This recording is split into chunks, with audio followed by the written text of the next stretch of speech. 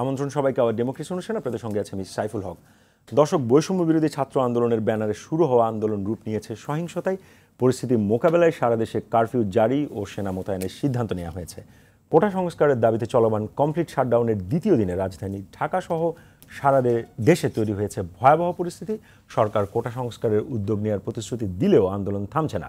আলোচনার জন্য সরকারের দেয়া প্রস্তাবেও রাজি নয় আন্দোলনকারীরা। তারা বলছে লাশের ওপর দিয়ে আলোচনায় বসা সম্ভব নয়। যৌক্তিক কোটা সংস্কার, ক্যাম্পাস খুলে দেয়া, ক্যাম্পাসের ছাত্র রাজনীতি নিষিদ্ধ ঘোষণা করা, হত্যাকাণ্ডের সুষ্ঠু বিচার, রাজপথ থেকে আইন শৃঙ্খলা বাহিনী প্রত্যাহারের মতো দাবি জানিয়েছে তারা। এদিকে মেট্রো রেল স্টেশনে ভাঙচুর, এক্সপ্রেসওয়ের টোল প্লাজা সহ সরকারি বিভিন্ন স্থাপনা ও গণপরিবহনে আগুন দিয়েছে বিক্ষোভকারীরা। পুলিশের সঙ্গে বিক্ষোভকারীদের সংঘর্ষে ঢাকাসহ দেশের বিভিন্ন স্থানে মারা গেছে অন্তত 30 জন। আওয়ামী লীগের দাবি আন্দোলন নিয়ন্ত্রণে চলে গেছে বিএনপি জামাতের হাতে।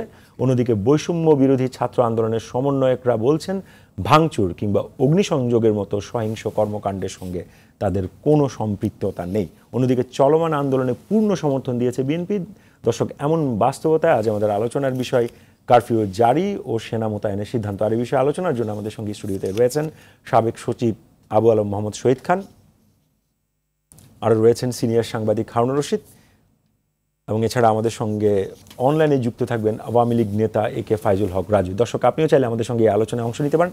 স্ক্রলে দেখানো ফোন নাম্বারে ফোন করে আপনার প্রতিক্রিয়া জানাতে পারেন আপনার মতামত এবং প্রশ্ন রাখতে পারেন। আমরা সরাসরি চলে যাচ্ছি মূল আলোচনায়। শুরুটা করতে চাই সিনিয়র সাংবাদিক হারুনুর রশিদ আপনাকে দিয়ে। গত 3-4 দিনের সহিংসতার একটা চরম রূপ হিসেবে আমরা শেষ পর্যন্ত দেখলাম যে কারফিউ জারি ও সেনা মোতায়েনের সিদ্ধান্ত নিয়েছে সরকার। একটু যদি বলেন। না, পরিস্থিতি যা তাতে তো সরকারকে একটা কন্ট্রোলে নিয়ে আসতে হবে। মানে সেই জায়গা থেকে তার সিদ্ধান্তগুলো সরকার নেবে, সেটা তো তার বিষয়। তার যৌক্তিকতা কতখানি ছিল বা না ছিল সেটা তো সরকারই ব্যাখ্যা করবে। কিন্তু আমার যদি আপনি ব্যাখ্যা দেন যে যে পর্যায়ে ঘটনাগুলো ঘটছে, যে পর্যায়ে চলে এসছে, এখন যেটা ঘটছে সেটা তো নিশ্চয়ই কোনো ছাত্র আন্দোলন বা ছাত্র আন্দোলনের কাজ না, নাশকতামূলক কাজ ঘটছে। কিন্তু এই জিনিসটা আমি কিন্তু এর গোড়ায় আগে বলছি। আপনি তো আমাকে একটা জায়গায় স্পেস বেঁধে দিলে হবে না। এটা এই পর্যায়ে আসার কোনো প্রয়োজন ছিল বলে আমি মনে করি না। মানে এটা খুব সহজেই হ্যান্ডেল করা যেত। স্টুডেন্টরা যে আন্দোলন করছে তাদের দাবি সেগুলা বোঝার চেষ্টা করা উচিত ছিল। তারপরে আরও কিছু এলিমেন্ট এর সঙ্গে যুক্ত হয়েছে, যুক্ত হওয়ার পর সেটা অন্যদিকে টার্ন করলো আরও।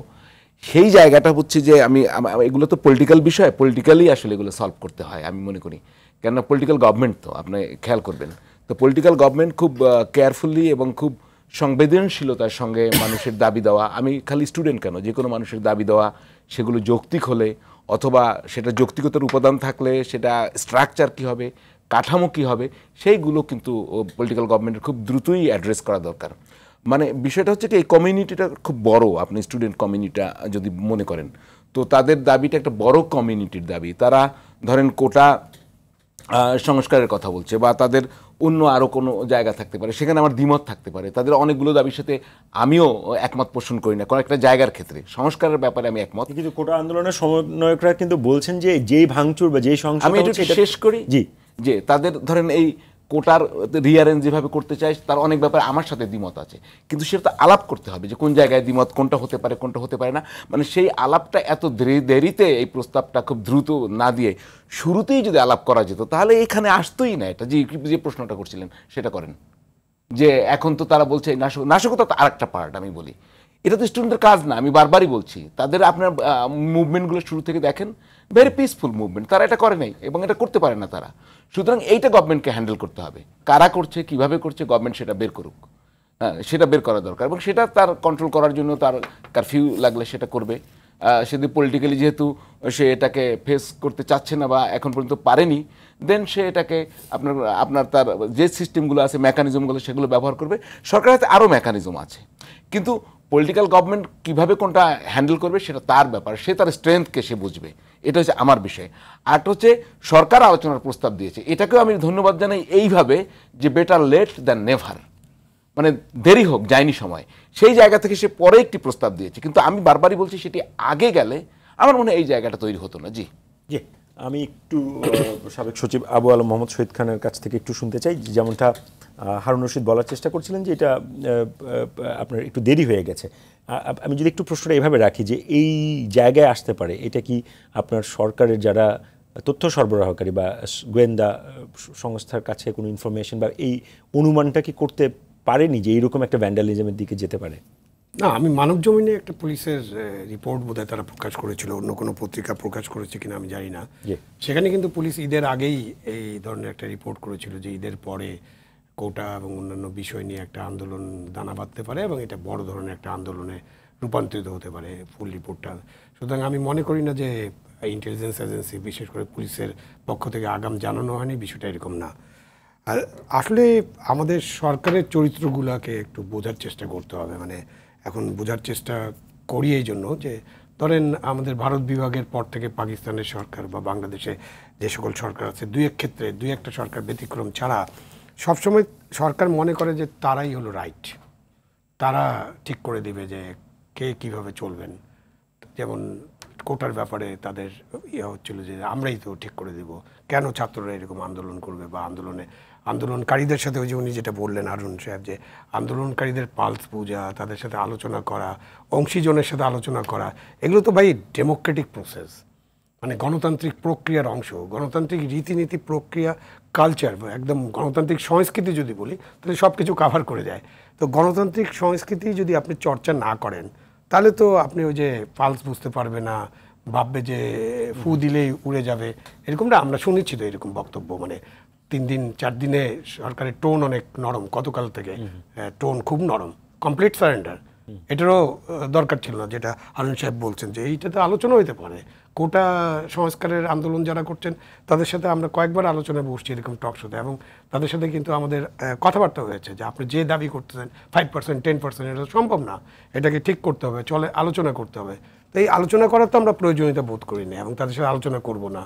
তারপরে যেটা সরকারের ভুল সিদ্ধান্ত হলো যে তাদের ছাত্র সংগঠনকে কোটা আন্দোলন বিরোধীদের সাথে মুখামুখি করে ফেলা। এই মুখামুখি করার জন্য তো আজকে এই পরিস্থিতির উদ্ভব হয়েছে। তাহলে আজকে এই পরিস্থিতির দায় কিন্তু সরকারের। সরকার যে ওই যে কমিউনিকেশন করলো না, ডিলেট সিদ্ধান্ত নিল, এখন তো সব ছেড়েই দিল আমরা। এই আদালত কি আমরা আলোচনা করছিলাম না একদিন, আপনি ছিলেন মানে 7ই আগস্টের আগে আদালত নাকি আনাই যাবে না, এবং আইনবিদরা বলতেছেন, এটা আইনজীবী আইনবিদ মানে সরকার পক্ষীয় লোকেরা, যে না 7ই আগস্টে এটা কতবার তাদের বোঝানো হলো, এটা মেনশন করা সম্ভব, এটা এগিয়ে আনা সম্ভব। হাইকোর্টের এই যে আপিল করা হয়েছে, আপিলটা বাদ দিয়ে হাইকোর্টের রায় অনুসারে আলোচনা এখনই শুরু করা যেতে পারে। যদি আমি আপিলে না যাই তাহলে হাইকোর্টের রায়টা বহাল থাকে, অ্যাপিলটা উইথড্র করা সম্ভব, অনেক কিছু বলা হয়েছে। আমরা যারা আইনজ্ঞ নই, কিন্তু তখন তো তাদের একেবারে ধরে নিচ্ছে যে না, আমরা 7ই আগস্টের আগে কোনো কিছু না, আদালত যা বলবে তাই। তো এখন কি হলো, এখন আপনি আন্দোলনের চাপে এই কোটা বিরোধী বা বৈষম্য বিরোধী যে ছাত্র আন্দোলন, সেই আন্দোলনটা এত বড় হয়েছে যে এই চাপটা আপনি নিতে পারলেন না। 15 বছরের একটা গভর্নমেন্ট এবং শক্তিশালী একটা রাজনৈতিক দল, 75 বছরের ছাত্রলীগ, কোনো সময় আর শিক্ষাঙ্গন ত্যাগ করতে হয়নি, কোনো সময়। অনেক দুর্দিন গেছে কিন্তু তারা তো আন্দোলন সংগ্রামের মধ্য দিয়েই গেছে। আপনি এখন পুরা শিক্ষাঙ্গন থেকে আপনাকে সাধারণ ছাত্ররা বলতে হবে বের করে দিল।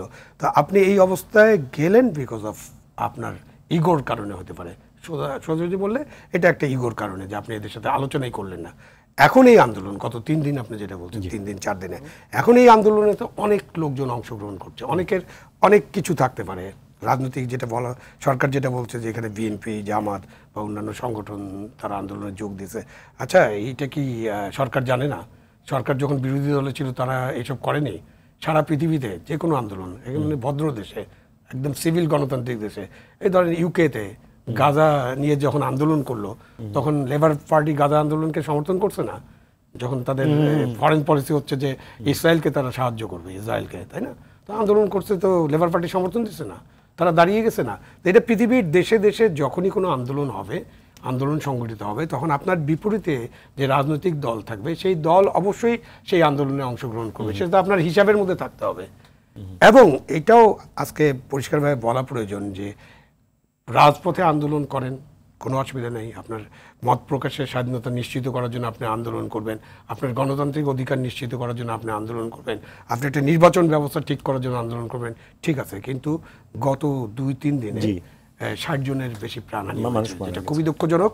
এবং এই নিয়ে কথা বলতেই তো আসলে লাগে, দুঃখ লাগে, কষ্ট লাগে, এবং তাদের এতজন লোক মারা গেল। তার ফাঁকে যেটা হচ্ছে যে আপনি বিভিন্ন জায়গায় অগ্নিসংযোগ হচ্ছে, যেটা আপনি শুরুতেই বলছিলেন, যে এই অগ্নিসংযোগের বাইরে আন্দোলনটাকে করা যায় কিনা। কেন এই অগ্নিসংযোগ হচ্ছে এমন এমন জায়গায় যেটা কিন্তু জনগণের প্রপার্টি। আমি কিন্তু রাষ্ট্রের প্রপার্টি বা সরকারের প্রপার্টি কিছু নাই আসলে দেশে। দেশে যা আছে সব জনগণের প্রপার্টি। মেট্রো রেল জনগণের প্রপার্টি, আপনার বিআরটি অফিস জনগণের প্রপার্টি, মানে যে কোনো জায়গায় সবই ভিটিভি জনগণের প্রপার্টি। হ্যাঁ, তাদের উপরে ক্ষোভ তো থাকতেই পারে এবং ক্ষোভের কারণও আছে। অনেক মানুষের মধ্যে অনেক কারণে ক্ষোভ, দুঃখ, বেদনা কিন্তু আছে। এগুলো কিন্তু আমরা অ্যাড্রেস করিনি। আমরা এই কদিন খালি কোটা এটা নিয়েছিলাম। আমরা কিন্তু ওই সাধারণ মানুষের ক্ষোভ, দুঃখ, বেদনাকেও আমরা বহুদিন ধরে অ্যাড্রেস করছি না। মুদ্রাস্ফীতি, দ্রব্যমূল্য, সাধারণ মানুষের কি অবস্থা, মধ্যবিত্ত মানুষ কেমন আছে। আজকে যখন কথা বলছিলাম, একজন আমাকে বলছিল যে আমি আগে 12টা ডিম কিনতে পারতাম, এখন 4টা ডিম কিনতে পারি, আমার বাচ্চাদের আমি ডিম খাওয়াতে পারি না। সো এই সব মিলে দেশের অর্থনৈতিক সিচুয়েশনটা একটা ইম্পর্টেন্ট জায়গায়। এবং যারা আন্দোলনকারী, আপনি যদি দেখেন তাদের ভিডিও ফুটেজ তো দেখেছেন, এদের বয়স কিন্তু 20 থেকে 40।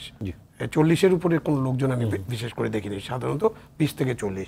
কোটাতে যারা ছাত্ররা যারা আন্দোলন করেছে তারা তো আপনার বড়ই হলো শেখ হাসিনাকে প্রাইম মিনিস্টার হিসেবে দেখে। মানে ক্লাস 5 থেকে যখন তারা ক্লাস 1-এ যখন ভর্তি হয়েছে 5 বছর বয়সে, তখন তারা শেখ হাসিনাকে প্রাইম মিনিস্টার, বঙ্গবন্ধু কন্যা। এবং তারা বাংলাদেশের অভ্যুদয়ের ইতিহাস তাদেরকে পড়ানো হয়েছে বিভিন্ন লেভেলে। ক্লাস 1 থেকে বিএ পর্যন্ত বাংলাদেশের মুক্তিযুদ্ধের ইতিহাস পড়ানো হয়। পাঠ্যপুস্তকে যে বিকৃতি ছিল সব ঠিক করা হয়েছে। আপনারা রেডিও, টেলিভিশন, নিউজ মিডিয়া সবখানে কিন্তু বিকৃতিটাকে ঠিক করা হয়েছে। তো এই প্রজন্মকে আমি বলি যে স্বাধীনতার, মুক্তিযুদ্ধের যে ইতিহাস পড়া প্রজন্ম, এই প্রজন্ম যখন আপনার একটা দাবি নিয়ে সামনে দাঁড়ায়, তখন আপনি এই প্রজন্মকে একটা কালার দেওয়ার চেষ্টা করেন। সেখানে একটা বড় ধরনের ভুল। আমি আবারও আসবো, এবারে যেতে চাই। আমাদের সঙ্গে অনলাইনে যুক্ত আছেন আওয়ামী লীগ নেতা AK ফাইজুল হক রাজু। রাজু, আপনি আমাকে শুনতে পাচ্ছেন? AK ফাইজুল হক রাজু। জি, যেমনটা আমাদের আলোচনা চলছিল, আপনি নিশ্চয়ই আমাদের আলোচনা শুনছিলেন, যেটা আবু আলম শহীদ খান বলার চেষ্টা করলো, অনেক বিলম্ব হয়ে গেছে। এই বিলম্বটা না হলে হয়তো আজকে কিছুক্ষণ আগে যে সিদ্ধান্তটা এসছে কারফিউ জারি এবং সেনা মোতায়েন, সেটি হয়তো অ্যাভয়েডও করা যেত। আপনি যদি একটু বলেন। ধন্যবাদ আপনাকে। আপনার সাথে RTV অবলিত দর্শকদেরকে শুভেচ্ছা এবং সালাম। আমাকে কথা বলার সুযোগ দেওয়ার জন্য ধন্যবাদ জানাচ্ছি আবার RTV-তে। আমি আবু আলম শহীদ ভাইয়ের কথা মনোযোগ সহকারে শুনছিলাম। আমি অনেকটা মানে ভিন্নমত পোষণ করবো না আজকের এই দিনে, বরং আমি শুধু ভারাক্রান্ত মন নিয়ে কথা বলছি। আমি ডিসহার্টেন্ড উইথ ইনসাইড, কারণ এরকম অনাকাঙ্ক্ষিত একটা অবস্থা বা পরিস্থিতি সৃষ্টি হোক এবং মানুষের হতাহত হওয়া, বিশেষ করে নিরাপরাধ একদম নির্দোষ মানুষ, পথচারী, বেশ কিছু তাজা প্রাণ ধরে গেছে এর ভিতর দিয়ে। এবং এখন যেটা দেখছি সেটা তো একটা চরম সহিংসতা একটা রূপ নিয়েছে আর কি। এটা এক কথায় অরাজক একটা পরিস্থিতি সৃষ্টি হয়েছে এবং অরাজকতা। তো এইখানে আমরা সকলেই জানি এবং আমরা সকলেই আপনার ওয়াকিফাল আছি যে ছাত্ররা, সাধারণ ছাত্ররা বিশেষ করে, তাদের একটা ফ্রাস্ট্রেশন থেকে, তাদের নিজস্ব কনসার্ন থেকে, তাদের ভূত ভবিষ্যতের কথা চিন্তা করে তারা যে আমাদের যে প্রচলিত যে কোটা চাকরির ক্ষেত্রে, সরকারি চাকরির ক্ষেত্রে যে ব্যবস্থাটি আছে, সেটি সংস্কারের পক্ষে তারা একটা অবস্থান নিয়েছিল এবং তারা একটা প্রচলিত সাংবিধানিক অধিকারের আওতায় কিন্তু দেশে একজন নাগরিক হিসেবে তাদের সেই অধিকার আছে, লেজিটিমেট রাইট আছে, তারা সেটি করতেই পারে এবং সেই মোতাবেক তারা আগাচ্ছিল। তারা সরকারের বা উচ্চমহলের দৃষ্টি আকর্ষণ করার জন্য তারা যথেষ্ট চেষ্টা করেছিল এবং এটা তাদের নিজস্ব অধিকার এবং এই সঙ্গে কোনো ভিন্নমত পোষণ করার কোনো অবকাশও নেই। কিন্তু আমরা দেখলাম যে গত কয়েকদিনে এটি অন্য মাত্রায় চলে গেল এবং এটার একটা সম্পূর্ণ রাজনীতিকরণ হচ্ছে এবং এই পুরো প্রক্রিয়াটা এক ধরনের হাইজ্যাক হয়ে গেছে আমি বলবো আজকে।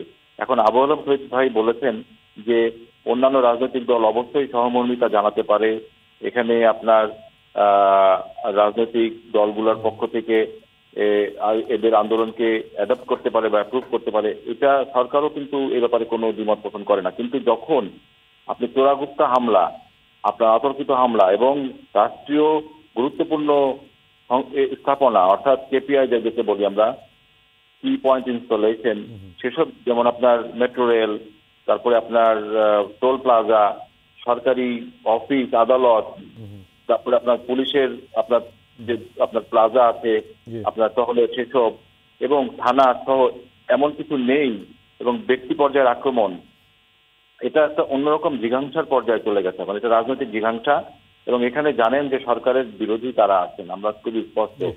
এবং গত 2013 থেকে অদ্যাবধি কারা রাজপথে এবং এই দেশের আপনার রাজনীতির নামে আপনার চরম বিশৃঙ্খল পরিস্থিতি করা, সরকারকে পতনের আন্দোলনের ডাক দিয়ে ব্যর্থ হয়ে পরবর্তীতে জ্বালাও পোড়াও এবং এই ধরনের আন্দোলন করার আমরা দেখেছি, এবং এই সম্পর্কে ইটস অল অন রেকর্ড, এটা কিন্তু রেকর্ডে আছে। বিশেষ করে এই গত নির্বাচনে অংশগ্রহণ না করে বিএনপি সহ তাদের সঙ্গে যারা ছিলেন তারা কিন্তু এরকম একটি পথ বেছে নিয়েছিলেন, তারা মহামান্য প্রধান বিচারপতির বাসভবন পর্যন্ত অ্যাটাক করেন, এবং সেটি আমরা দেখি পরবর্তীতে কিন্তু একটি আইনি ব্যবস্থার আওতায় চলে যায়। তো আমার মনে হচ্ছে যে এই কোমলমতি ছাত্রদের ন্যায্য দাবির বিষয়টিকে পুঁজি করে এই যে একটি বড় অংশ রাজনৈতিক একটা ভেস্টেড একটা ইন্টারেস্টকে আপনার চরিতার্থ করার জন্য আজকে এরকম একটা পর্যায়ে দেশকে নিয়ে গেছে, যেটা মনে করেন যে তাদের, আমি ভাষায় বলতে চাই যে তারা চাচ্ছে সরকারের পতন। আপনি যদি খেয়াল করে দেখেন, মির্জা ফখরুল ইসলাম বিএনপি যিনি মহাসচিব, আমি সম্মানের সঙ্গেই বলছি যে সরকারের পতন নানান সময় নানান দাবির মাধ্যমে আসতেই পারে, রাজনৈতিক বিরোধী দলরা সরকারের পতন পেতে পারে, এটি কোনো বিষয় নয়। কিন্তু এখন ধর্তব্যের বিষয় হচ্ছে যে এখন কেন, আজকের এই সময় কেন এসে এই কোটা আন্দোলনের সঙ্গে সরকারের পতনের বা মাননীয় প্রধানমন্ত্রী শেখ হাসিনার পদত্যাগের কি সম্পর্ক থাকতে পারে? অপরদিকে লন্ডন থেকে আপনারা দেখে থাকবেন যে বিএনপির ভারপ্রাপ্ত সভাপতি উনি সেখান থেকে সমন জারি করছেন যে সরকারের পতন না হওয়া পর্যন্ত আন্দোলন করবে এবং এখানে সকলকে অংশগ্রহণ করার জন্য উদ্যত আহ্বান জানাচ্ছে। অর্থাৎ পুরো জিনিসটি কিন্তু অন্য মাত্রায় চলে গেল আজকে। এবং একে ফাইজুল হক রাজু, আপনি আমাদের সঙ্গে যুক্ত থাকুন, আমরা আবারও নিশ্চয়ই আপনার কাছ থেকে শুনবো। আবারও যেতে চাই হারুন রশিদ আপনার কাছে।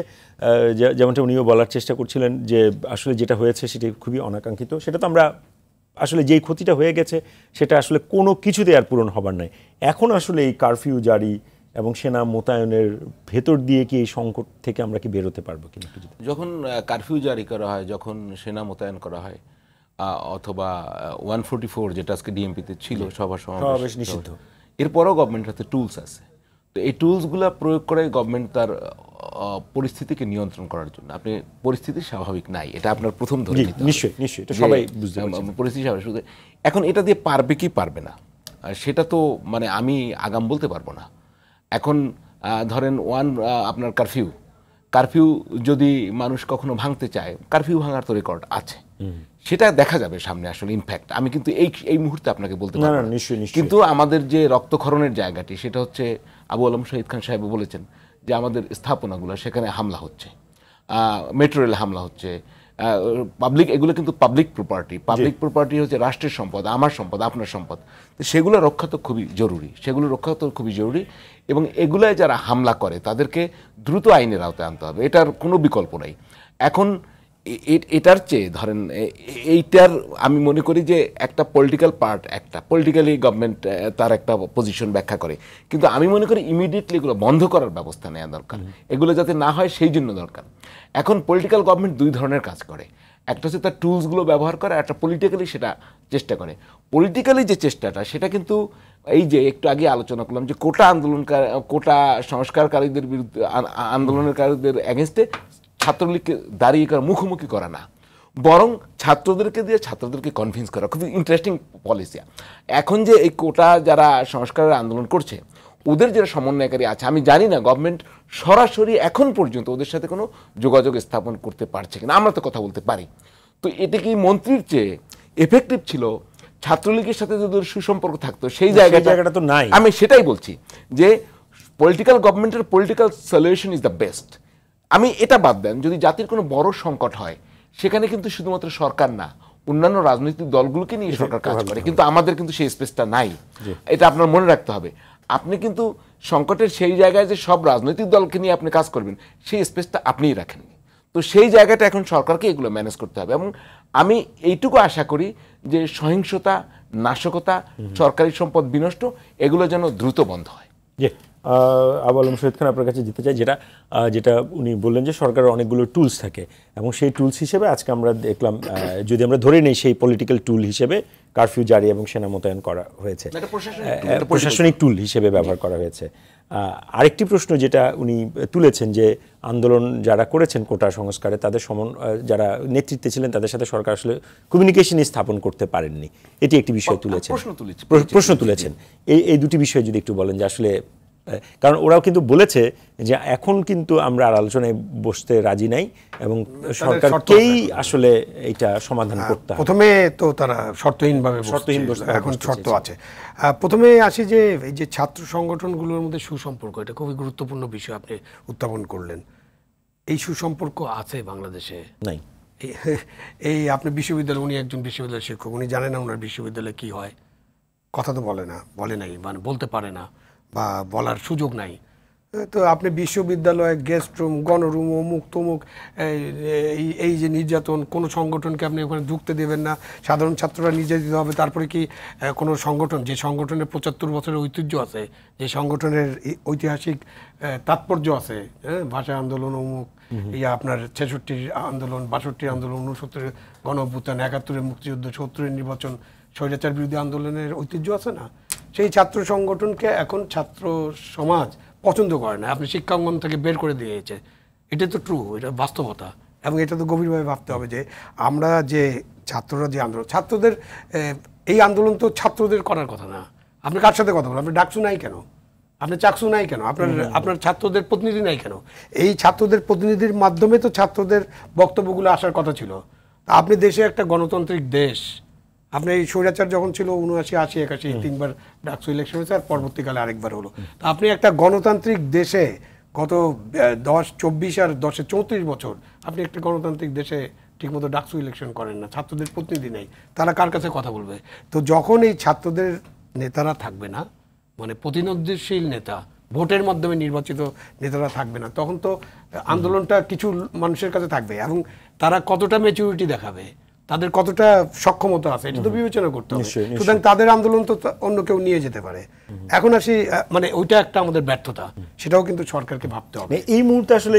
এখন আসি আমরা যে সিভিল প্রশাসন, মানে আপনার সেনাবাহিনী কখন ডাকা হয় এটা বলেই আছে, এটা নোটটা হইলো যে সিভিল প্রশাসন যখন ব্যর্থ হয়, বাংলাদেশের একটা মতো দেশে সিভিল প্রশাসন ব্যর্থ হয়েছে, এটা একটা দিন যে দিনে আমরা সেনাবাহিনীকে ডাকতে বাধ্য হলাম, কারণ সিভিল প্রশাসন ব্যর্থ এবং আমরা কারফিউ জারি করতে বাধ্য হলাম। 144 মানতেছে না, যে মেট্রোপলিটন পুলিশ যে আজকে 144 দিয়েছিল সেটা মানে না, লোকজন রাস্তায় আছে, সংঘর্ষ হচ্ছে, হতাহতের ঘটনা ঘটছে, অগ্নিসংযোগ হচ্ছে।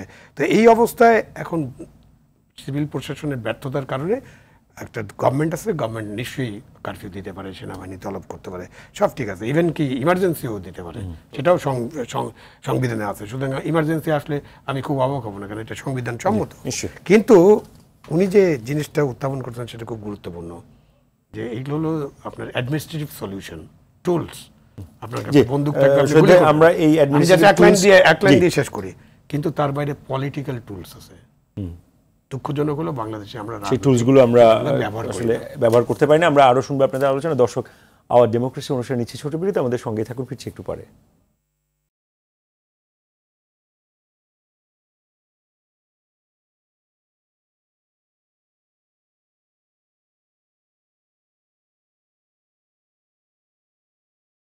দর্শক, বিরতির পর আবারও স্বাগত জানাচ্ছি আমাদের নিয়মিত আয়োজন আওয়ার ডেমোক্রেসি অনুষ্ঠানে। আপনাদের সঙ্গে আছে আমি সাইফুল হক।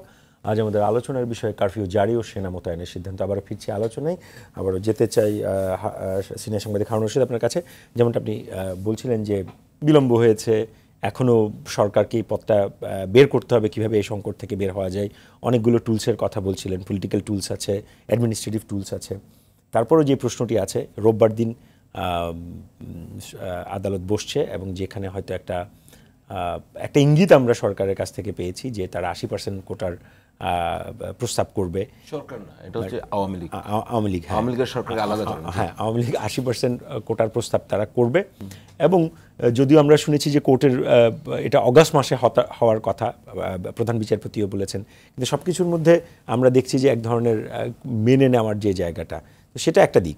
আরেকটা দিক হচ্ছে এখন যে আমরা এই মেনে নেওয়ার পরও কারফিউতে আমরা গেলাম, সেটা আমরা প্রথম ভাগে যে বিষয়টা আবু আলম শহীদ ভাই ক্লিয়ার করলেন যে এটা অ্যাডমিনিস্ট্রেটিভ টুল হিসেবে বা আপনিও বলার চেষ্টা করলেন, কিন্তু তারপরেও প্রশ্ন থাকে যে যেই পরিস্থিতি এই মুহূর্তে আসলে বিরাজ করছে, এর আরও কোনো অল্টারনেটিভ ছিল কি না এইটাতে যাওয়ার আগে? মানে এইটাতে যাওয়ার আগে এটা কঠিন। আপনি মানে যে প্রশ্ন করেছেন তাতে সাডেনলি আপনি কারফিউ আপনি ধরেন 11টার সময় বা 12টার সময় আপনি যে প্রশ্ন করেছেন তাতে রাষ্ট্র পরিচালনা করার মতো দক্ষতা সম্পন্ন লোকের উত্তর দেওয়া ভালো। তবে আমি বলি যে মানে ওদের কিছু দাবি তো আছে, মানে এখন কিন্তু আর কোটার দাবিতে তাদের, কেননা ইতিমধ্যে ছাত্ররা মারা গেছেন, তাদের গুলিতে মারা গেছেন, তারপরে তাদের অনেক ধরপাকড় হয়েছে, মানে তারা অনেক ইস্যুর শিকার হয়েছেন, তারা স্টুডেন্ট পলিটিক্সটা নিয়ে একটা কথা বলছেন, সেটা থাকবে কি থাকবে না, এই বিষয়গুলো তো তারা এখন চায়, একটা সমাধান চায়। তো ওরা কিন্তু একটা বলছে যে সরকারের এর আগে বলছিল যে সরকারের দৃশ্যমান উদ্যোগ, সরকারের দৃশ্যমান, তার ভিতরে আমি মনে করি এই যে আপনার রোববারে হিয়ারিং এগিয়ে আনা, এগুলো একটা দৃশ্যমান উদ্যোগ। আগে বলেছিল যে ওটা টাইমলি হবে, এভাবে হবে না, জায়গা সেই সমালোচনা করে সময় নষ্ট না করে যে একটা দৃশ্যমান উদ্যোগ। মানে আমার মনে হয় যেটা, যে হয়তো বা এখানে বিশ্বাসের একটা ঘাটতি আছে বা ছিল, আছে এখনো, সেইটা আসলে খুব দ্রুতই দূর করা দরকার, দ্রুত দূর করা দরকার। ওনারা মানে তারা আলোচনা গতকাল কিন্তু প্রস্তাব হলো, মানে তার আগের দিন, তো তারপরে একটা দিন গেল, সরকার রাজি ছিল সন্ধ্যার সময় বসতে। আমি জানি না যে কেন এইটা মোবিলাইজ করা গেল না, এটা আমার মাথায় কিন্তু ঢোকে না। মানে তাহলে কি ধরেন হয় কি, আমি আপনাকে বলি যে খুব বড় মাপের মানুষ আর আমি ছোট মানুষ, এই দুইজন কমিউনিকেশন নাও হইতে পারে, এই কিন্তু আমি বারবারই এই কথাটা বলছি। আপনি একটা খেয়াল করি, এই আন্দোলনে শুধুমাত্র ওরা যে স্টুডেন্টরা যে আছেন, তারা কিন্তু তাদের 16 জন 17 জন ঢাকায় সমন্বয়ক আছেন, এটা খেয়াল করেন। এখানে আপনি চান বা না চান, আমি যেটা বলি, এখানে কিন্তু বিভিন্ন ছাত্র সংগঠনের লোকজন এখানে ইনভলভ থাকে, তাদের দোষের কিছু না, তাদের মাধ্যমেও কিন্তু একটা মেকানিজম করতে পারতেন। এখানে কিন্তু বামপন্থী ছাত্র সংগঠনের উদ্যোগ, মানে আমি জানি না যেটা কতটা সর্বাত্মকভাবে চেষ্টা করা হয়েছে। এই সুতরাং ভেতরের আলোচনাটা না গাইলে বাইরের দৃশ্যমান আলোচনাটা হবে না। এখন আরেকটা প্রবলেম আমার কাছে মনে হয়, আমি খুব সিনসিয়ারলি বলি, যে যারা কোটা সংস্কার আন্দোলন করছেন তারা তো একটা পর্যায় থেকে এই পর্যায়ে আসছেন, সেখান থেকে আলোচনায় আসার জন্য তাদের কি দেখা প্রয়োজন সেটা তাদের একটা বিবেচনা আছে, যে আমরা এই পর্যন্ত দেখতে চাই। তো সেটা আবার গভর্নমেন্ট কি জানতে চেয়েছে যে দৃশ্যমান তুমি কি কি চাও? আমরা বুঝাইতে পারছি যে আমি চাই দৃশ্যমান উদ্যোগ আপনার কাছে, তো আপনার তো জানতে হবে তুমি কি কি দৃশ্যমান উদ্যোগ চাও। এই যোগাযোগটা এত অল্প সময় আমার মনে হয় নাই। তো এখনো সময় আছে। আপনার ধরেন শনিবারে আমরা পা দিলাম, তাই তো, রবিবার এই একটা দিন তো সময় আছে। আর রবিবার যদি ভালো কিছু হয়, আমরা তো আশা করি, কারণ প্রধানমন্ত্রী তার বক্তব্য বলেছেন, আশা করি সবাই কেউ আশাহত হবে না, মানে ভালোই হবে, ভালো কিছু। এটি একটি বাস্তবতা, যে বাস্তবতাটা আমি একটু শহীদ ভাইয়ের কমেন্টটা শুনতে চাই। সেটি হচ্ছে মানুষের মধ্যে তো ভয়ঙ্কর রকম একটা উদ্বেগ কাজ করছে, অস্থিরতা কাজ করছে, নিরাপত্তাহীনতা কাজ করছে। আপনি কারণ যেই ঘটনাগুলো দেখছি, যেমন ধরেন আপনার মিরপুরে একটা বিল্ডিংয়ে আগুন দেওয়া হলো, সরকারি স্থাপনা, আমি না হয় একরকম বুঝলাম যে সরকারি স্থাপনা টার্গেটেড হয়েছে, কিন্তু রেসিডেন্সিয়াল কিছু কিছু জায়গায়ও কিন্তু আগুন দেওয়া হয়েছে। তো এই রকম একটা জায়গায় এই মুহূর্তের আসলে করণীয় তো প্রথম হচ্ছে সেটা নিরাপত্তাটা নিশ্চিত করা। যে সেই জন্যই তো সরকার চরম ব্যবস্থায় গেল। মানে একটা সরকারের জন্য, যে সরকার নিজেকে গণতান্ত্রিক সরকার মনে করে বা দাবি করে, সেই সরকারের জন্য কিন্তু কারফিউ দেওয়া এবং সেনাবাহিনী তলব, এটা কিন্তু একদম হাইয়েস্ট লেভেল অফ মানে অর্ডার টুলটা ব্যবহার করতে হলো। এবং এটা কিন্তু ওনারা কখনো ব্যবহার করবেন এটা হয়তো ভাবতেও পারেননি। এটা সরকারের জন্য কিন্তু সুখকর অনুভূতি থেকে তারা করেননি, আচ্ছা ঠিক আছে কারফিউ দিলাম, সেনাবাহিনী ডাকলাম, নট দ্যাট। তারা এখন ওই যে আপনি যেটা বললেন, যে পরিস্থিতি এত অবনতি হয়েছে যেটা পুলিশের পক্ষে আর কন্ট্রোল করা বা র্যাবের পক্ষে কন্ট্রোল করা সম্ভব হচ্ছে না। ইভেন বিজেপি, আমাদের কিন্তু সিভিল টুল 3টা আছে, বিজেপিও খুব শক্তিশালী, পুলিশও খুব শক্তিশালী, র্যাবও শক্তিশালী, তাদের সক্ষমতা নিয়ে কোনো প্রশ্ন নাই। হেলিকপ্টার দিয়ে পুলিশ তার মানে আটকে পড়া মানুষদের উদ্ধার করছে না, এটা তো আমরা ফুটেজ দেখেছি। তো সো এই টুলগুলো অনেক শক্তিশালী, বাট এই টুলগুলো ফেল করছে।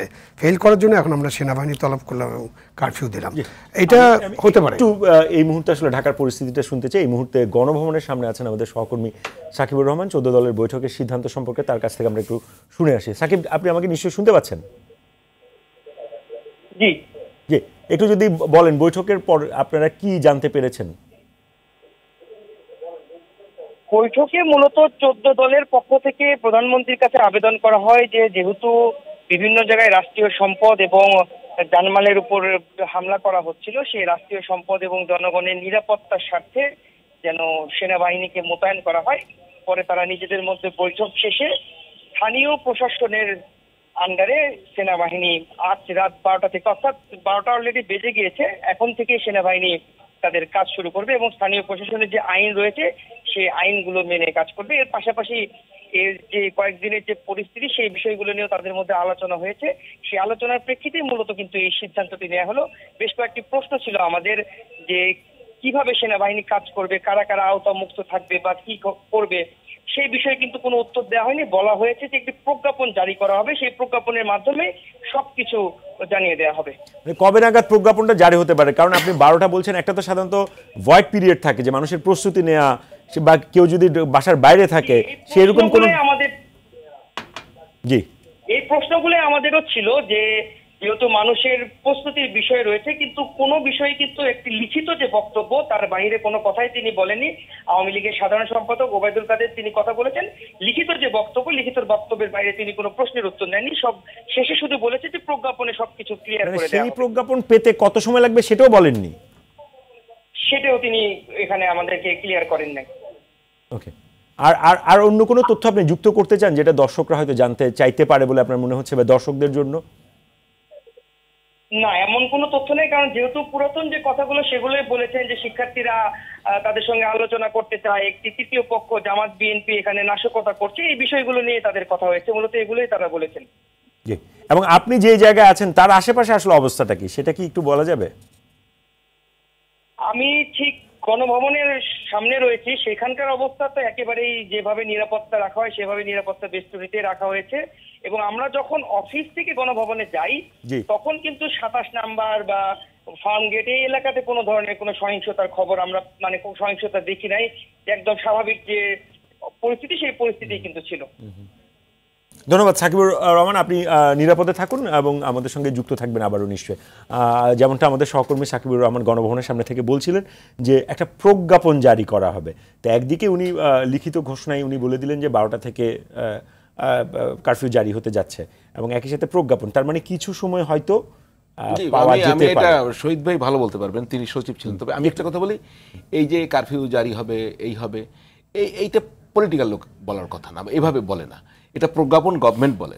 মানে এভাবে ব্রিফিং করে বলার বিষয় না। একজন মন্ত্রী সেই হিসেবে কি উনি কি স্বরাষ্ট্রমন্ত্রী নাকি, বা উনি মানে বিষয়গুলো বুঝতে হবে আপনার। আমি আপনাকে বলি যে এটি একটি গভর্নমেন্টের একটি টুল, এবং এটি গভর্নমেন্ট ব্যবহার করবে, গভর্নমেন্ট তার নাগরিকদের নিরাপত্তার জন্য, গভর্নমেন্ট সিচুয়েশন কন্ট্রোল করার জন্য। সুতরাং সেটা একটা গভর্নমেন্টের প্রজ্ঞাপন আসবে, এবং সেখানে একটা সার্টেন টাইম দিতে হবে। তো রাত 12টা একটা হতে পারে, কিন্তু সার্টেন টাইম দিয়ে তারপরে আপনি এটা এটা এটা এটা এনফোর্স করবেন। তো উনি যা বললেন তাতে হচ্ছে যে বলা হলো এতটা থেকে, আমরা যখন এখানে আসছি তখন খবরটা পাইলাম মিনিমাম 1 ঘন্টা আগে। তো এখন যারা বাইরে টাইরে আছে, বা এখন এটা তো জরুরি সেবাগুলো অনেক কিছু নিশ্চয়ই আছে, আমি জানি না, একটু যদি বলেন যে প্রজ্ঞাপন আসলে কি কি থাকতে পারে, বা আসলে কি থাকে না। এটা যে কারফিউ যেহেতু ইম্পোজ করাটা একেবারে ইমার্জেন্সি, সো 12টা থেকে কারফিউ ইম্পোজ করার ব্যাপারে মাঠ প্রশাসনকে হয়তো নির্দেশ দেওয়া হয়েছে। মানে আমরা কমিউনিকেশনটা আমরা ঠিকমতো করতে পারি না, কমিউনিকেশন টুলও বন্ধ। সো এই জিনিসটা কিন্তু জেলা ম্যাজিস্ট্রেট তার এলাকায় যদি মনে করেন কারফিউ ডাকার প্রয়োজন আছে ডাকবেন, এবং সেনাবাহিনী তলব করবেন, এটা জেলা ম্যাজিস্ট্রেটের কাজ। সুতরাং জেলা ম্যাজিস্ট্রেটদেরকে মানে ডিসিদেরকে নিশ্চয়ই বলা হয়েছে, এবং তারা তাদের প্রয়োজন মতো এই সেনাবাহিনীর ইউনিট তলব করবেন, একটা অনুরোধ পাঠাবেন, অনুরোধ পাঠানোর পরে সেনাবাহিনী মুভ করবে। তো সেখানে কারফিউটা জারি হবে। জারি হওয়ার পরে আপনি আজকে তো এখন গভীর রাত, ধরে নেওয়া হচ্ছে যে লোকজন এখন ভিতরে আছে, যদিও বাংলাদেশ কিন্তু এখন গভীর রাত নাই, মানে আগের 69-এর বাংলাদেশ বা 90-এর বাংলাদেশ নেই। বাংলাদেশ এখন হাজার হাজার মানুষ রাতের বেলাও কাজ করে। সো কারো কারো অসুবিধা হবে, বাট এটা একটা রিল্যাক্স থাকবে। মানে আমার যে ধারণা বা আমাদের যে অভিজ্ঞতা, কারণ এগুলো নিয়ে তো আমাদের কাজ করতে হচ্ছে। সো এখন থেকে ধরেন 2, 3, 4 ঘন্টা, 5 ঘন্টা, ইভেন সকাল 7টা পর্যন্ত এটা রিল্যাক্স থাকতে পারে। আমাদের মূল টার্গেট কি এটা বুঝতে হবে। মূল টার্গেটটা হচ্ছে কালকে সকাল 10টার পরে যেন কেউ বের হয়ে কোনো ধরনের নাশকতামূলক কাজ করতে না পারে, একটা। দ্বিতীয়ত হলো আমরা এইটাও টার্গেট এখন সরকারের, যে কেউ যেন কোনো আন্দোলনও না করতে পারে। কারণ ওই সার্জিস এবং ওরা যারা বসছিল তারা বলছিল কালকে 10টায় তাদের আবার অ্যাকশন শুরু হবে, ওরা কিন্তু আপনি নিজেও প্রশাসনে ছিলেন, আপনি নিশ্চয়ই জানেন কারফিউতে আসলে মানে বিষয়টা আসলে কিভাবে কাজ করে। অনেকে আছে যারা আসলে কারফিউ মানে হচ্ছে যে এই সান্ধ্য আইন, মানে 144 মানে হচ্ছে 5 জনের বেশি একসাথে যাওয়া যাবে না। তো সমাবেশ নিষিদ্ধ, এবং 5 জন হলেই কিন্তু পুলিশ আপনাকে করতে পারে, ইন্টারভেন করতে পারে, অ্যারেস্ট না বলে আমি বলি ইন্টারভেন করতে পারে, এই আপনার 5 জন সরে যান, মানে 2 জন করে যান বা 1 জন করে যান। ওরকমও তো ছাত্ররা তো খুব চালাক, ওইরকম 2 জন করে ওই ভাষা আন্দোলন হয়েছিল, তখন 144 ছিল। আর কারফিউ হচ্ছে যে আপনি ঘর থেকে বের হবেন না, ঘর থেকে বের হলে সন্ধ্যার পরে আপনার ঘরের মধ্যে থাকার কথা। এখন কারফিউ মানে সারাদিন ঘর থেকে বের হতে হবে না, ঘর থেকে বের হয়ে আপনি রাস্তাঘাটে আসতে পারবেন না। বের হলে আপনাকে অ্যাডমিনিস্ট্রেটিভ লকডাউন, হ্যাঁ বের হলে, হ্যাঁ ইয়েস, ওটা ওই ধরনের লকডাউন। তো বের হলে আপনাকে ইন্টারভেন করতে পারে, বের হলেই গুলি করে দেবে এরকম না, ইন্টারভেন করতে পারে, একটা তাড়া করতে পারে যে আপনি কেন বেরিয়েছেন, যান বাড়িতে চলে যান, এইভাবে বলবে। আমাদের যারা আমাদের নিশ্চয়ই কিছু থাকে জরুরি সেবা, সেটা আমি আসছি। আমাদের সেনা সদস্য, পুলিশ সদস্য যারাই আছেন, বিজেপি, এরা কিন্তু আমাদের দেশের মানুষ। আমরা কিন্তু এখন কোনো ওই অপরিচিত নাই, এটা পাকিস্তানি সেনা না। সুতরাং আমাদের সেনা সদস্যরা একজন বেরোলা ঠাস করে গুলি করে দেবে, এটা কখনোই করবে না, ও তাকে অনুরোধ করবে। এখন যাদের দরকার তারা কারফিউ পাস সংগ্রহ করবেন, সেটার জন্য নিশ্চয়ই বলা হবে যে এখান থেকে পাস নিতে হবে। সাধারণত মিডিয়ার গাড়ি, ইমার্জেন্সি মেডিকেল সার্ভিস ধরেন মিডিয়ার গাড়ি, যারা কাজ করবেন, যাদের রাষ্ট্রীয় কাজ করতে হবে তাদের পাস, ব্যাংক সেবার সাথে ব্যাংক সেবা মানে যেটা চালু করবে সেটা তাদেরকে পাস দেওয়া হবে, অথবা বলে দেওয়া হবে যে মিডিয়ার কার্ড দেখে তারা চলতে পারবেন। বাট আপনাকে কিন্তু রাস্তাতে থামাতে পারে, ইন্টারভেন করতে পারে, জিজ্ঞাসা করতে পারে। সুতরাং এইভাবেই কারফিউটা ইম্পোজ হবে।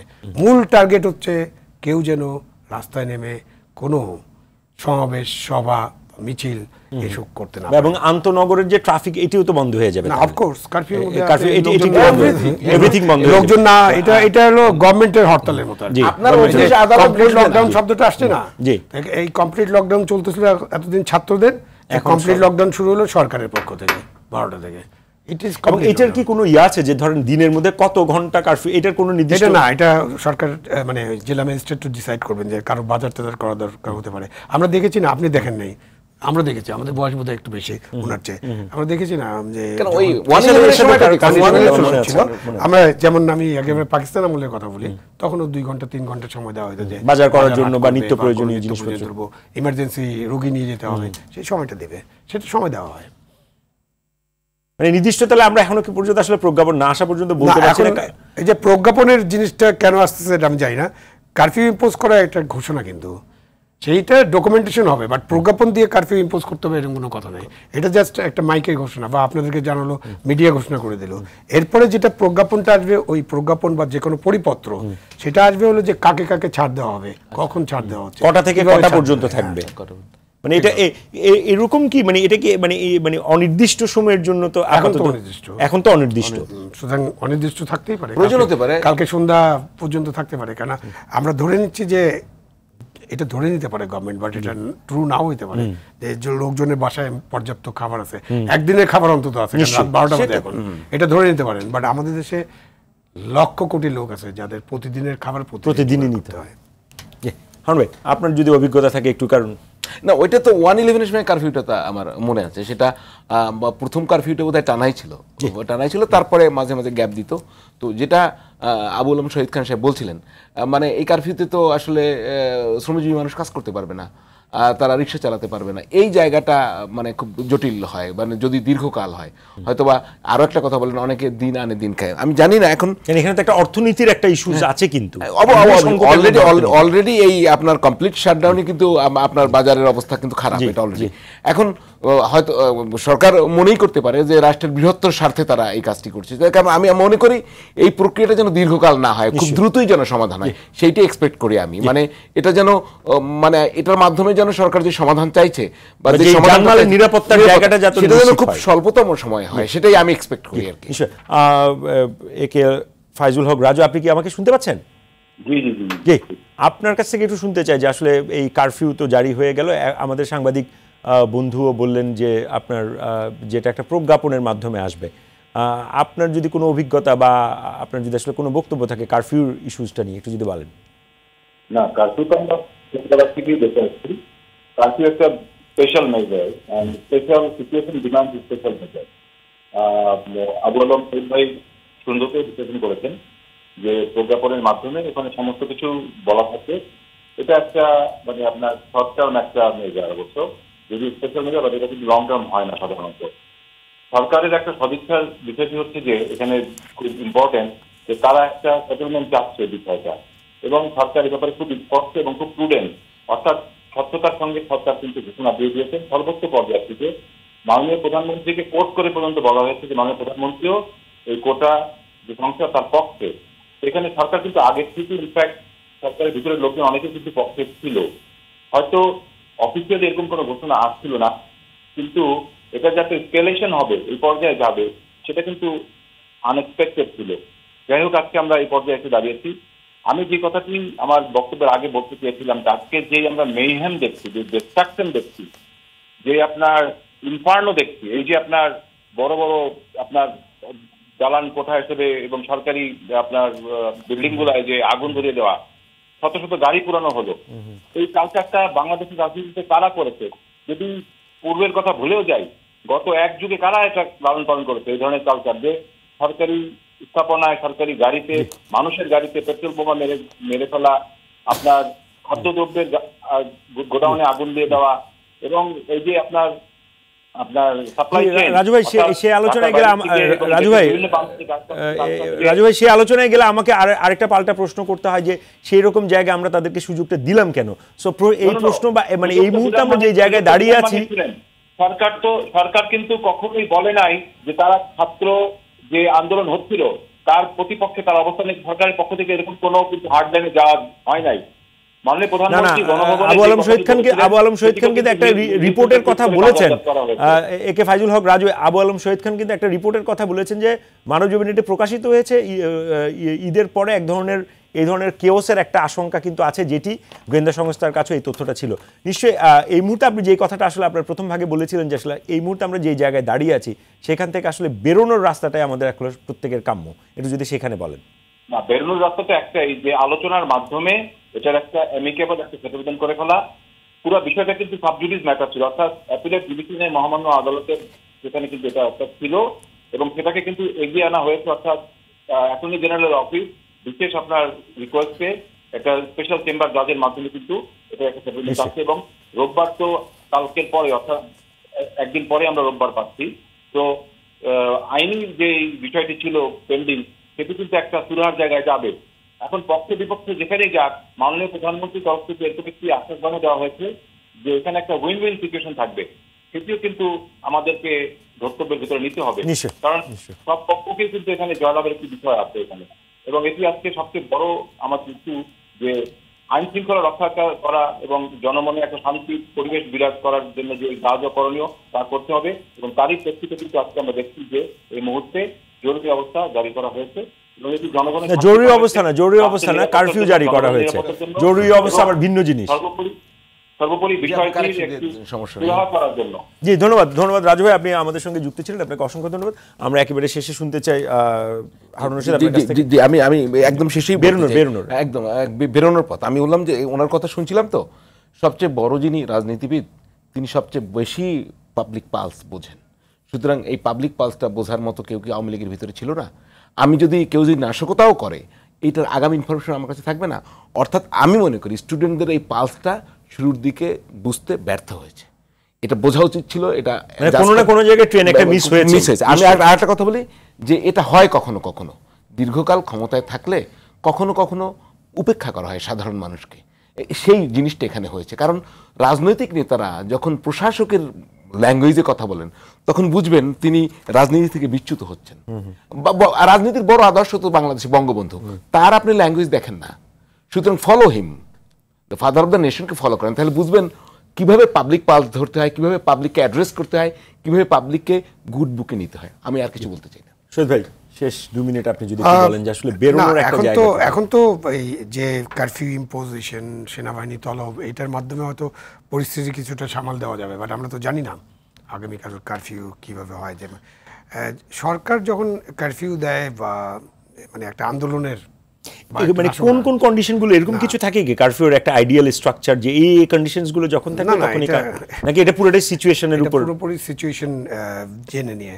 কোন সরকার কিন্তু এরকম চায় না, মানে ইভেন স্বৈরাচারী সরকারও কিন্তু কারফিউ দিতে চায় 14 বার চিন্তা করে, তাই না?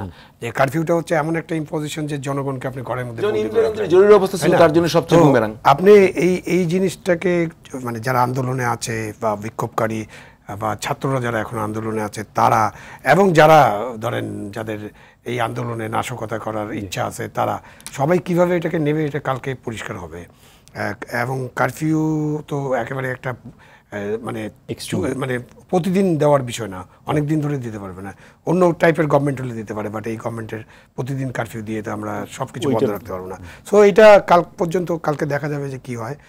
এটার পরিস্থিতি সামাল দিতে হবে। আমি ওই পলিটিক্যাল সলিউশনটাই বেশি বড় মনে করি, শুধুমাত্র কোটার সলিউশন না। আমার কাছে মনে হয় অনেক পলিটিক্যাল ইস্যুস আছে যেগুলো সলিউশনে যেতে হবে। না গেলে কিন্তু ওই ছোটোখাটো জিনিস নিয়ে আবার বড় ধরনের ঘটনা ঘটবে। সো ওই আপনি পলিটিক্যাল সলিউশন আমি বুঝাতে পারি, এইবারের এই আন্দোলনটাকে একটা পার্মানেন্ট সলিউশনের জায়গায় সলিউশনে যেতে হবে আপনাকে, যেগুলো নিয়ে কথা হয়। এবং অ্যাডক ভিত্তিতে কিছু দিল। এখন এটা করলেন, তারপর কিন্তু এটা কন্টিনিউ করবে, সাস্টেইন করবে না। সাস্টেইনেবল পলিটিক্যাল সলিউশন দরকার এই দেশে। আমরা কিছু যুক্ত মানে সেটা হচ্ছে ওই যে মানে আপনার এটা হচ্ছে ইনক্লুসিভ পলিটিক্যাল একটা সিচুয়েশন তৈরি করা দরকার, বা বারবারই আবু আলম শহীদ খান সেটা বলছিলেন, ইনক্লুসিভ একটা জায়গা তৈরি করা উচিত, সবাইকে স্পেস দিতে হবে। স্পেস দিতে হবে। সেই জায়গাটা আমি মনে করি এই যে আন্দোলন, এই যে যেখানে দাঁড়াক না কেন, এর ভিতরে পজিটিভ লার্নিং গুলো আমাদেরকে নিতে হবে। আজকের এই এখান থেকে লার্নিং আছে। এবং আমি মনে করি যে ওনার মতোই আবু আলম যে এটা যেন দীর্ঘ এই তো না হয় এবং অল্পের ভিতরে যেন সলিউশন সরকার বের করে ফেলতে পারে। আমি এক্সপেক্ট করি ধ্বংসযজ্ঞ এই সমস্ত বন্ধ হোক, এবং যারা নিহত হয়েছে তাদের ওই যে সরকার যে কমিশন করছে সত্যিকার অর্থে দ্রুত যেন এই বিচারটা হয়, প্লাস তাদের ক্ষতিপূরণ দেওয়া আপনাদের ভালো উদ্যোগ। আপনাদের সকলকে অসংখ্য ধন্যবাদ। দর্শক, আওয়ার ডেমোক্রেসি আজ এখানেই শেষ করছি। অনুষ্ঠানটি পুনঃপ্রচার হবে সকাল 7:30 মিনিটে। দেখার আমন্ত্রণ রইল। সঙ্গে থাকার জন্য আবারও ধন্যবাদ।